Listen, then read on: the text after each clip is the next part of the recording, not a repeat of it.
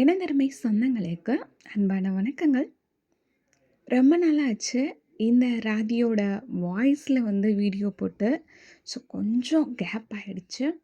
So நிறைய பேர் வந்து கேட்டுக்கிட்டே இருந்தாங்க, என்னங்க ராதி, ஃப்ரேம் பிஸ்னஸ் வந்து ஸ்டாப் பண்ணிட்டீங்களா அப்படின்னு சொல்லிட்டு. என்னோடய ஃப்ரெண்ட்ஸ் கூட வந்து சொன்னாங்க, சீக்கிரம் அதை வந்து கண்டினியூ பண்ணுங்க அப்படின்னு சொல்லியிருந்தாங்க. ஸோ வீடியோ பார்க்குற எல்லாருமே நினைப்பீங்க, மறுபடியும் ஸ்டார்ட் பண்ணிட்டாங்க போல், நம்மளும் ஆர்டர் கொடுக்கலாம் அப்படின்னு சொல்லிட்டு.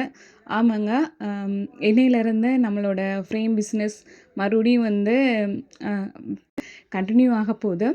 கொஞ்சம் கேப் ஆனதில் இன்றைக்கி வந்து ஒரு ஃப்ரேம் போடலான்னு சொல்லி போட்டுக்கிட்டே இருந்தோம்.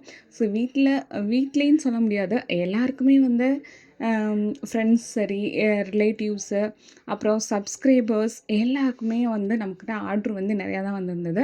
ஸோ முடிஞ்ச அளவுக்கு நம்மக்கிட்ட ஆர்டர் கேட்ட எல்லாத்துக்குமே பெஸ்ட்டாகவே வந்து ஃப்ரேம் வந்து போட்டு கொடுத்துட்டோம். ஸோ அப்படி எல்லாத்துக்குமே போட்டு கொடுக்கும்போது தற்செயலாக வந்து இந்த ஃப்ரேம் வந்து நான் போடவே மாட்டேன் அப்படின்னு சொன்னேன்.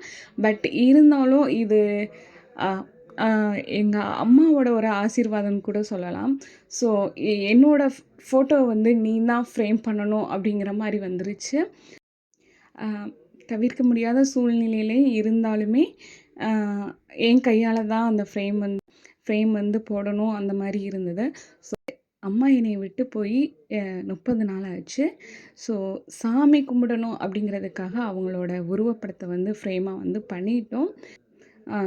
ஃபைனலாக வந்து சாமியும் கும்பிட்டாச்சு. கண்டிப்பாக வந்து அம்மாவோட அன்பும் ஆசீர்வாதமும் எப்போதும் எங்களுக்கு இருக்கும்.